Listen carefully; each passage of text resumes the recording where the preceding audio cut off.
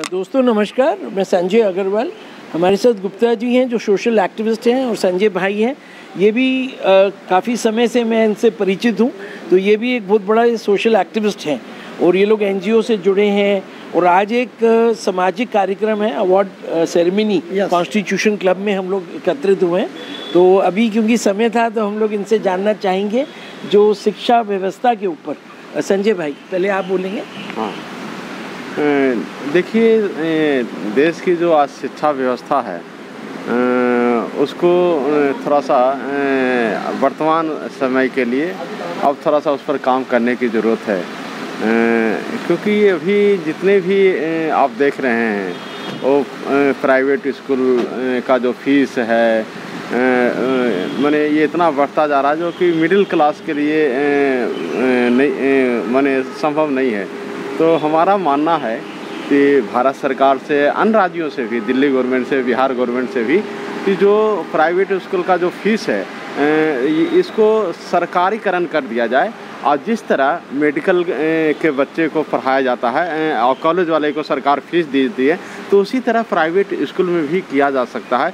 जिस तरह आपका ये केंद्रीय विद्यालय है, तो उस तरह का माने जो भी प्राइवेट स्कूल है वो सरकार काती हो, सरकार उसका खर्चा दे, उनका ये बिल्डिंग का, उनके टीचिंग स्टाफ का, उनका और भी जो स्टाफ का, उससे क्या है कि ये जो डोनेशन आज एक माने कह सकते हैं कि एक अति चल गया है कि बिना डोनेशन का।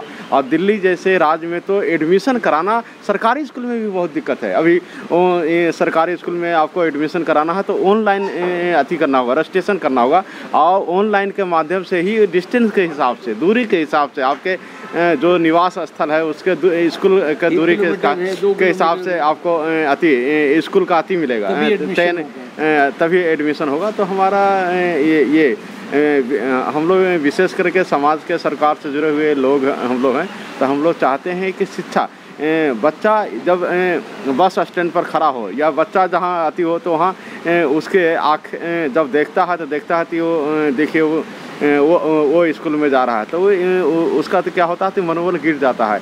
कि मैंने जब बच्चा स्कूल की ओर अति जाने का शुरुआत करता, तभी उसे पता चलता है कि हमारे पिताजी के, हमारे गार्जियन के पास उतना पैसा नहीं है, इसलिए मैं वो स्कूल में नहीं जा पा रहा हूँ। तो ये सरकार को चाहिए था कि शिक्षा व्यवस्था को ख़त्म होनी चाहिए और इस पर काम करने की ज़रूरत है। और ये देश के वर्तमान भारत सरकार से बहुत अपेक्षाएं हैं कि इस तरह का जो शिक्षा का जो व्यवस्था, शिक्षा का जो स्थल है उसको भी अति करना पड़ेगा। अब देखिए ना, बिहार कहता है, बिहार जितने भी भारत में इंजीनियरिंग कॉलेज हैं सबको बिहार के राजधानी पटना में सब ऑफिस खोले हुए हैं एडमिशन के लिए, और वहाँ से बच्चे आ रहे हैं। अब वो बच्चे आ रहे हैं तो उनको ठीक, अब बिहार का जो खान पान है, चावल है, रोटी है। अब पंजाब बच्चे जाते हैं, पंजाब जाते हैं तो उसको चिट्टा चावल, जिसको हम लोग ये अरवा चावल कहते हैं, जबकि हम लोग बिहार के लोग अरवा चावल का डेली यूज में नहीं अति करते हैं। हम अरवा चावल को खीर बना के खाते हैं, लेकिन हम उसको हम इसरा चावल खाते हैं, है ना। तो अब वहाँ उसको अरवा चावल मिलता है। तो इस तरह का हम कहते हैं ठीक है, हमारे बिहार के बच्चों को ले जाएं, लेकिन उनका खान पर भी विशेष ध्यान करें, और जो शिक्षा का स्तर है उसको थोड़ा सा ठीक रखें, ताकि हमारा अभी बिहार सरकार को मैं बधाई देता हूं कि बिहार सरकार अभी एक स्कीम चलाया हुआ है, ये स्टूडेंट क्रेडिट कार्ड। जो इनके पास पैसा नहीं है, अगर वो पढ़ना चाहते हैं, प्रोफेशनल कोर्स में एडमिशन कराना चाहते हैं, तो उनको जितना फीस है, कुछ फाइनल है इंजीनियरिंग कॉलेज का, उस फाइनल में आप उस कॉलेज में एडमिशन कराएं तो सरकार उसका ये 4 लाख के आसपास मैंने फीस के हिसाब से देता है। तो ये बहुत अच्छा पहल है, मैं बधाई देता हूँ बिहार के मुख्यमंत्री नीतीश कुमार को। इस तरह का भारत सरकार को भी ये शुरुआत करना चाहिए, दिल्ली सरकार को भी इस तरह का पहल करना चाहिए। धन्यवाद। गुप्ता जी, आपके विचार आप साझा करें। जी, बहुत बहुत धन्यवाद संजय जैन जी। सबसे पहले मैं आपको साधुवाद देता हूँ, साथ साथ आपका एलाइट 24/7 चैनल को भी मैं बधाई देता हूँ। और आज कॉन्स्टिट्यूशन क्लब ऑफ इंडिया में अल्फस यूनिवर्सिटी द्वारा जो अवार्ड का कार्यक्रम किया जा रहा है, यह बड़ा ही सराहनीय कदम है, क्योंकि मनुष्य का सबसे बड़ा दोस्त शिक्षा है। Education is the best friend to all. और जिस शिक्षा पद्धति को मैकाले ने तोड़ा था, देश आज़ादी के बाद हमारे देश में शिक्षा के प्रति बहुत सारे टेक्निकल काम किए जा रहे हैं और आज भारत में हमारी शिक्षा पद्धति की इतनी बेहतर व्यवस्था हो गई कि आज चारों तरफ शिक्षा के नाम पर तरक्की का काम हो रहा है। आज अवार्ड के द्वारा शिक्षा पद्धति को सुधारने का काम अल्फ्रेड यूनिवर्सिटी जैसे कई यूनिवर्सिटीज़ कर रही है।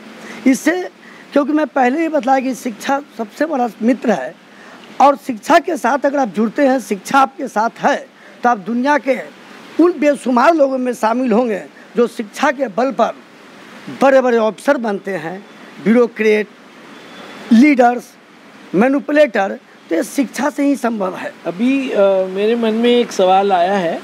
पिछले दिनों शायद हिंदुस्तान टाइम अखबार में या टाइम्स ऑफ इंडिया में एक आर्टिकल छपा था कि हैव द IAS फेल्ड, जिसका मतलब है, और वो जो आर्टिकल जो लिखा था वो बहुत बड़े IAS अफसर ने लिखा था, उनका नाम नहीं ले रहा हूँ अभी। उसके बाद महीने बाद फिर वो IAS लॉबी है, बिल्कुल 100%। उन्होंने लिखा कि नहीं, ये जो हैं सज्जन IAS जो हमारे बहुत सीनियर हैं, तो इनका वो अलग टाइप की लॉबी कर रहे हैं क्रिएट। अब शिक्षा जो भारत में हो रही है और बिहार में खासकर, अपने बोला संजय भाई ने, तो बच्चे पढ़ रहे हैं।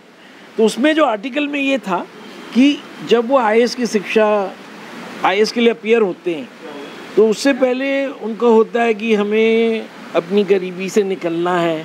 मान लीजिए किसी के पिताजी खेती करते हैं, जी, उन्होंने देखा कि यहाँ पे 2 रोटी भी नहीं मिलती, तो वो चाहते हैं कि हम लोग आगे चल के पढ़ लिख के अफसर बने। बिल्कुल। लेकिन जब वो अफसर बन जाते हैं तब फिर उनको पॉलिटिकल राजनेता घेर लेते हैं, तब वो उनके एक जो शब्द है इंग्लिश में कि वो उनकी कठपुतली बन जाते हैं। Yes, absolutely. तो इससे क्या हम लोग को निजात मिलेगा? जी, डेमोक्रेसी है, भारत एक डेमोक्रेट देश है। असल में आपने जो जैन साहब बात बतलाया कि जब बच्चे IAS IPS की तैयारी करते हैं तो उसे पॉवर्टी का सामना करना पड़ता है, मुफलिसी का सामना करना पड़ता है, और जितने भी IAS IPS उस पर परसेंटेज गरीब बैकग्राउंड से आते हैं।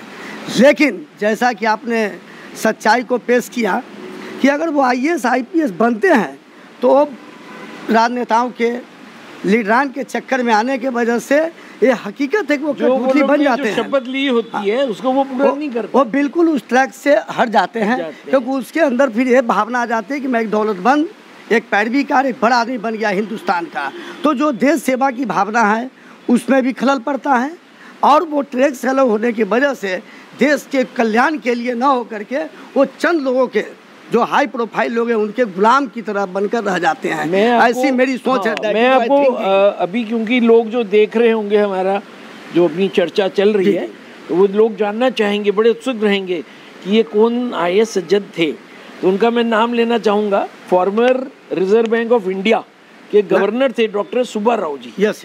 तो उन्होंने ये आर्टिकल लिखा था कि हैव IAS फेल्ड, और क्योंकि वो तो बहुत बड़े आप ओहदे पे थे। आई नो, एक्चुअली में रिजर्व बैंक ऑफ इंडिया के थे। उन्होंने इस बात का उन्हें मलाल था क्योंकि वो 90% ब्यूरोक्रेट IAS IPS तो इस हालात से गुजरते देखा। आज एक गरीब घर के लड़का जब IAS IPS बनते हैं और जब वो अपने कार्यरत रहते हैं तो वहाँ एक गरीब का बच्चा उस ऑफिस में प्रवेश नहीं कर पाता, क्योंकि उसके अंदर डर रहता है कि एक बहुत बड़े बिग पर्सन बैठे हैं, क्या फैसला करेंगे। कि ये जिस उद्देश्य से जो इंडियन एडमिनिस्ट्रेटिव सर्विस बनाया गया है जी, for the welfare of the nation and जनता जनार्दन के लिए है, तो वो उद्देश्य पूरा ही नहीं हो रहा, नहीं हो पाता सर, नहीं हो पाता। हम लोग का इस बात का मुझे भी दर्द है। में बह जा रहा है। कई हमारे भी मित्र IAS IPS हैं। मैं जाता हूँ तो एक फ्रेंड रहता हूँ, जो बाहर के जो पब्लिक आते हैं उनको आने में इतना डर लगता है कि मनुष्य सबसे पहले हम IAS IPS doctor engineer high profile होने से पहले एक व्यक्ति है। मनुष्य से मिलने में अगर भय खाए तो भाई ये क्या विडम्बना हमारे देश की है। आज इसी श्रृंखला में अल्फ्रेड यूनिवर्सिटी में माननीय रणबीर कुमार सिंह जी जो प्रोग्राम डायरेक्टर हैं, हमारे भाई डॉक्टर रंजीत कुमार जी, इन लोगों का जो पहल है उसका मैं सराहना करता हूं। और जैन साहब, आपके चैनल के माध्यम से बताना चाहता हूं कि आपके दिल में जो बातें उठी उसका ही मैं तहे दिल से शुक्रिया अदा करता हूं। अगर हम लोग नहीं उठाएंगे तो अभी हमारे फादर 1956 में अमेरिका में पढ़ाई लिखाई के लिए गए, भारत सरकार ने भेजा उनको, और वो कार्नेगी विश्वविद्यालय में पढ़े और यूएस स्टील में नौकरी की है। तो उस टाइम हम लोग जब बचपन में हम लोग महाराष्ट्र बॉम्बे में रहते थे तो फादर लोग बोलते थे कि हिंदुस्तान 50 साल 100 साल पीछे है। और मैंने जो अभी अर्थव्यवस्था देख रहा हूँ, चाहे इंडिया में जो अपने बड़े लोग हैं वो बोलते हैं कि हमारा रैंक, हमारा पद, इंडेक्स है, ये यहाँ से वहाँ पहुँच गए, लेकिन हमारी सोच तो कहीं नहीं पहुँच रही ना। सोच नहीं पहुँची। और आप एक्चुअली में ऐसा हुआ सर कि भारत के जो डिजिटल शहर देख रहे हैं आप, दिल्ली, मुंबई, कलकत्ता, इनको देख करके आप भारत के आकलन नहीं कर सकते। आपको बताऊं, हम लोग बॉम्बे में रहते थे तो हम लोग बॉम्बे में एक मालाबार हिल है जहाँ पे गवर्नर हाउस है, उसके बगल में निपेंसी रोड है, हम लोग वहाँ रहते थे। और कुछ वर्ष बाद हम लोग दिल्ली शिफ्ट हो गए। जब बॉम्बे हम दोबारा गए तो हमारे जो भाई लोग थे, रिश्तेदार थे, दोस्त, वो लोग चले गए सांता क्रूज, उसके आगे अंधेरी, लोखंडवाला, कांडीविली। तो एक बार हम उनके साथ ट्रेन से पहुँचे उनके घर। फिर जब गाड़ी से इधर आए, जो फोर्ट एरिया है, तो हमने देखा सारा स्लम है बॉम्बे, पूरे कल्याण झुग्गी कल्याण तो उस साइड में, अब बॉम्बे शहर बोल रहा हूँ। तो ऐसे ही जो दिल्ली में भी अब जहाँ पे हम रहते हैं करोलबाग, तो हम लोग का मकान है, मान लीजिए हवाई उधर रोड पे, मेन रोड पे, उसके पीछे झुक देख रहे हैं कि सुबह लोटा लेके आ रहे हैं, देवनगर वगैरह का। देवनगर सुबह लोटा लेके, और सारा कारण तो सारा डेवलपमेंट नहीं हो रहा है। आज सुबह की बात है, कोई सरकारी प्रोग्राम दिखा रहे थे दूरदर्शन पे, तो उसमें महिला चूल्हा जला रही थी, उसमें। तो हमने कहा ये सरकार की उज्ज्वला योजना है कि हम लोग ने सिलेंडर इतना बांट दिया। मैंने कहा क्या इस महिला को वो सिलेंडर नहीं पहुंच पाया? नहीं। तो हमारी राजनीतिक जो सारी चीज़ है, तो हम लोग बदलाव चाहते हैं, जैसे आप लोग बोल रहे हैं, संजय भाई बोल रहे हैं, तो शिक्षा के द्वारा ही होगा बदलाव, जो मानसिक सोच बदलना पड़ेगा। शिक्षा ही बदलाव ला सकता है। दुनिया में शिक्षा की क्रांति के द्वारा ही देश को सजग, सबल और ताकतवर बना सकते हैं। आपके चैनल के माध्यम से बताना चाहता हूँ कि आज पूरे दुनिया में शिक्षा का फैक्ट्री है बिहार। पूरे दुनिया में अगर वो जो शुरू हुआ, पूरे दुनिया में अगर कंपटीशन है तो बिहार से है। मैं कह रहा हूँ कि काहे भारत में कहीं भी इंजीनियरिंग कॉलेज खोल ले, लेकिन स्टूडेंट तो बिहार से ही वहाँ जाके लाना पड़ता है। मैं पहले भी कहा थी, वहाँ हर एक इंजीनियरिंग कॉलेज का वहाँ एडमिशन सेल है, वहाँ ऑफिस है एडमिशन अति का। तो अभी बिहार में जो शिक्षा का जो अति हुआ है, और विशेष करके वर्तमान सरकार जो शिक्षा को बढ़ावा देने के लिए इस तरह का जो कि स्टूडेंट क्रेडिट कार्ड का अति किया, बिहार सरकार से और भी हम मांग करते हैं कि गांव-गांव में वो बिहार ये ट्यूशन फ्री करे, गांव में कोचिंग सेंटर फ्री करे। उससे और जो नीडी पर्सन है, जो बेचारे पैसे दे के ट्यूशन नहीं पढ़ सकते हैं बच्चे, उनका भी आपने देखा होगा, एक सोशल मीडिया में चल रहा है, 5th क्लास का बच्चा 11 साल का मुख्यमंत्री जी से बोला है कि हमारे पिताजी दारू पीने के चलते हमारा पढ़ाई में दिक्कत होता है, समय पर हमको कॉपी नहीं मिल पाता है। भाई साहब को भी जोड़ लेते हैं। हाँ, आइए सर, डॉक्टर रंजीत कुमार हमारे साथ डॉक्टर साहब जुड़े हैं, डॉक्टर रंजीत सिंह जी। आपका जो कार्यक्रम है अवार्ड सेरेमनी, अभी हम लोग शिक्षा के ऊपर बात कर रहे थे, तो आप थोड़ा सा कार्यक्रम की रूपरेखा बता दें आज के बारे में और आगे क्या प्लान्स हैं। देखो सर, शिक्षा प्रति जो हमारे इंडिया सिस्टम में बना हुआ है, ये तो आज अवार्ड सेरेमनी है, ऑनरेबल डॉक्टरेट डिग्री कुछ लोगों को दिया जा रहा है अपने जो क्षेत्र में अच्छे जो काम किए उनके लिए। बट अगर आप शिक्षा पद्धति की बात करते हैं तो आज हम जितने भी इंजीनियरिंग कॉलेज, मेडिकल कॉलेज और जितने भी एजुकेशन सिस्टम में जाते हैं, तो आज से 15 साल पहले कोई टीचर पढ़ा था, उसको लिखने वाला 20 साल पहले पढ़ा था। डैट मीन 35 ईयर्स कोई भी ओल्ड पद्धति को हम पढ़ते हैं, और जिसका रियल लाइफ में अगर देखा जाए तो कहीं यूज होता नहीं है। तो हम ऐसे सिस्टम चेंज होना चाहिए। अगर मान ले कोई सर 40 साल पहले बुक लिखी गई है, ठीक है, कुछ हिस्ट्री तो सही है, जो टेक्निकल की बात करते हैं इलेक्ट्रॉनिक्स आईटी में, आप हर दिन देखते हैं नया चीज़ चेंज आ गया, संचार में एकदम चेंज हो गया है। हाँ, चेंज हो गया। बट आज भी किताब में, अब जो मैं इंजीनियरिंग कॉलेज में पढ़ाने जाता हूँ ऑल ओवर इंडिया, वहाँ देखता हूँ कि बच्चों की जो सिस्टम है, जो पढ़ने की तरीका है, उनको बेसिक कुछ भी नहीं पता है। कॉलेज में सिर्फ वो स्टडी पढ़ाया जाता है जिसको कहीं पे लाइफ में यूज नहीं होना है। थोड़ा 5-10% यूज होता है, लेकिन 85% थियोरेटिकल हो गया है सब कुछ। थियोरेटिकल में वो थियोरेटिकल जो अभी प्रैक्टिकल नहीं है। प्रैक्टिकल तो सर जीरो है, प्रैक्टिकल तो जीरो है। थियोरेटिकल में भी वो पत्ती जो 40 साल 45 साल पहले बनी थी। तो क्या सॉल्यूशंस आप सोच रहे हैं कि आगे चल के कैसे हम लोग का माइंडसेट चेंज करना पड़ेगा लोगों को? सर हम लोग को तो टेक्निकल में घुसना पड़ेगा। आज देखिए स्किल इंडिया में मोर देन 3500 कोर्सेज हैं और 3 मंथ का कोर्सेज बनाए गए, लेकिन इस कोर्स को हम बढ़ा सकते थे, उसको 1 ईयर 2 ईयर्स का करें, तब भी बच्चों अब 3 महीना में किसी को पढ़ा के टेक्निकल जॉब तो करवा नहीं सकते हैं, ये सच्चाई है। अब मान लिया कि आप 3 महीना में थोड़ा थियोरेटिकल पढ़ाते हैं, प्रैक्टिकल पढ़ाते हैं, लेकिन बेसिक चीज़ें, बहुत सारी चीज़ें नहीं पता होता है। आज स्किल इंडिया में देखेंगे तो बहुत पूरा ऑल ओवर इंडिया में कितने इंस्टीट्यूट्स पढ़ा रहे हैं, सभी लोग उसी पर पढ़, लेकिन उससे 3 महीना, जब बच्चों को 15 साल में जॉब नहीं मिल रहा तो 3 महीना में कैसे मिलेगी? लेकिन हमें थोड़ा सा उसको संक्षिप्त तरीके से और अच्छे तरीके से बच्चों को पढ़ाना है। हमें अपने ट्रेनर को ट्रेन करना है। अगर आपका ट्रेनर ही को आता नहीं है, ये बड़ा इंपॉर्टेंट चीज़ है कि ट्रेन द ट्रेनर। जो आपने बोला कि सर मैं मास्टर ट्रेनर हूँ, शिक्षक हैं उनको दे दूँगा। मैं सर स्किल इंडिया में मास्टर ट्रेनर हूँ और मैं ट्रेनर ही पढ़ाता हूँ, ट्रेनर असेसर पढ़ाता हूँ। तो जितने भी असेसर और ट्रेनर होते हैं मैं उनको पढ़ाता हूँ। मैं जब उनको पढ़ाता हूँ तो आज के सिस्टम में क्या हो गया कि सर आपने एक सेंटर खोला है, एग्जाम्पल सेंटर में किसको रखा जा रहा है? आप सोचते हो कि आपने अपने वाइफ को रखवा देते हैं, तो वाइफ तो टेक्निकल नहीं है, फिर भी ज़बरदस्ती आप उसको टेक्निकल टीचर बना दिया। और वो बच्चों को टेक्निकल क्या पढ़ाएगा? नहीं पढ़ाएगा ना, वो आर्ट्स का स्टूडेंट आपने जाली सर्टिफिकेट लगा के।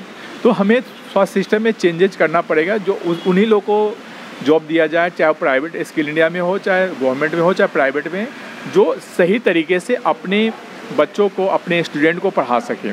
अगर फ्यूचर में जैसे ऑनलाइन होने वाला है, तो आपको लग रहा है कि ऑनलाइन ट्रेनिंग के ज़रिए उसके ये आर्टिफिशियल इंटेलिजेंस और दूसरे टूल्स के थ्रू ये सब अपन कर पाएंगे? ऑनलाइन से बच्चों तो पढ़ तो लेंगे, लेकिन भौतिक विकास नहीं होती है, नहीं हो रही है। अब बच्चों के घर में ही अपने मोबाइल पे लगे रहते हैं। उनको एक्चुअली सर अब जब घर से बाहर आप देखेंगे सर 70 to 80% बच्चों की तबीयत ख़राब है। मतलब उनको धूप में एक्सरसाइज है नहीं, फिजिकल एक्सरसाइज तो जीरो हो गई। मदर पेरेंट्स भी अपने एक रूम में मदर लैपटॉप लेके बैठे हैं, दूसरे में फादर बैठे हैं, तीसरे में बेटा बैठा हुआ है, या तीनों एक ही रूम में लगे बैठे हुए हैं। सबको मोबाइल भी चाहिए, सबको लैपटॉप भी चाहिए। तो आज अपने बाप बेटा से नहीं बात कर रहा है, वो उतना मोबाइल पे लगा रहता है, या तो गेम खेलेगा या तो क्लास लेगा। तो इस तरह से हमें जब फिजिकल जाते थे, मोबाइल नहीं होता, तो हम लोग आपस में बात करते थे, मजाक भी करते थे, खेलते थे भी, स्पोर्ट्स भी होती थी। तो आज इस तरह की पद्धति हमें ज़रूरी अपनाना चाहिए। सभी लोग को सुबह में मॉर्निंग में जाके योग करना चाहिए, एक्सरसाइज करना चाहिए, जिससे भौतिक विकास होगा, मानसिक टेंशन नहीं होगा। अगर मानसिक टेंशन नहीं होगा तो आपको पढ़ने में मन लगेगा, पढ़ेंगे तो आप सच्चाई में कुछ करेंगे। आज हम बोलते हैं कि एजुकेशन में बात कर रहे हैं, तो आप देखेंगे कई लोग होते हैं लिखने नहीं आ रहा है लोगों को, ना बोलने आ रहा है, ना सुनने आ रहा है, ना समझने आ रहा है। तो हमें चारों सिस्टम पे लिखने भी ज़रूरी है, बोलना भी ज़रूरी है, सुनना भी ज़रूरी है और बताना भी ज़रूरी है, पढ़ना भी ज़रूरी है। तो इस चारों सिस्टम पे अगर कोई बंदा काम कंटिन्यूस 5 से 6 घंटा काम करेगा, तो दुनिया का ऐसा कोई एग्ज़ाम नहीं है जो उसको नहीं निकाल सकता। अगर आप डेली 2 ही पेज अपने मन से लिखते हैं, तो समझिए कि 2-2 पेज में आपको कंठस्थ आ गया। आप बुक एक दिन ऐसा टाइम आएगा कि 1 साल 1.5 साल के अंदर कि आप पूरा किताब अपने आप से लिख देंगे, अपने आप से बोल देंगे। तो हमें सिस्टम को अपने आप चेंज करना, हमें पढ़ाई करना है तो अपने से लिखना है। देखते हैं कि जब IAS UPSC के बच्चे तैयारी करते हैं, दिनों रात लिखते रहते हैं, पढ़ते रहते हैं, एक समय आता है वो सक्सेस करते हैं। जो नहीं पढ़ते हैं, नहीं लिखते हैं, नहीं बोलते हैं, ना सुनते हैं, तो वो सक्सेस भी नहीं करता, क्योंकि आपको चारों स्तंभ पे काम करना पड़ेगा। एजुकेशन में टेक्निकली आपको बहुत ही साउंड, क्योंकि हर दिन आप देखिए वायर आ गई, वायरलेस आ जाएगी, तो वायरलेस भी कोई पढ़ाने वाला चाहिए, कोई टेक्निकल पढ़ाने वाला चाहिए, तभी तो समझ में आएगी। मार्केट में हर दिन नई चीज़ आ रही है, तो आप जब तक सिस्टम को आप नहीं समझेंगे, नहीं पढ़ेंगे, तो आप सक्सेस नहीं कर सकते। धन्यवाद। तो आखिरकार हम लोग इसका जो निचोड़ निकाल रहे हैं कि पूरे भारतवर्ष में और जब विश्व में भी, क्योंकि जो एजुकेशन है, भारतीय लोग अलग अलग देशों में गए हैं और हर जगह एक ही समस्या है कि जो टीचर जो शिक्षा नीति है उसमें बहुत बड़ा बदलाव चाहिए। जैसे रिवोल्यूशन लाने की ज़रूरत है। आखिर में आप एक जाते जाते कोई टेक और कोई आपके गेस्ट आ रहे हैं तो हम लोग रोकते हैं। नहीं कोई बात नहीं। आप कुछ आखिर में बोलना चाहेंगे? 2 शब्द। धन्यवाद आपको सर। हमें सिस्टम में चेंज करना पड़ेगा और सिस्टम को उसी हिसाब से काम करना पड़ेगा जिस तरह से हमें मार्केट में उन्हें जॉब भी मिले, अपने पेरेंट्स को इज्जत रिस्पेक्ट भी मिले, अपने समाज को रिस्पेक्ट मिले, अपने स्टेट को रिस्पेक्ट मिले, अपने नेशन को रिस्पेक्ट मिले, इसलिए सभी का विकास होगा। धन्यवाद। धन्यवाद जैन साहब, नमस्कार। बहुत बहुत बधाई आपको।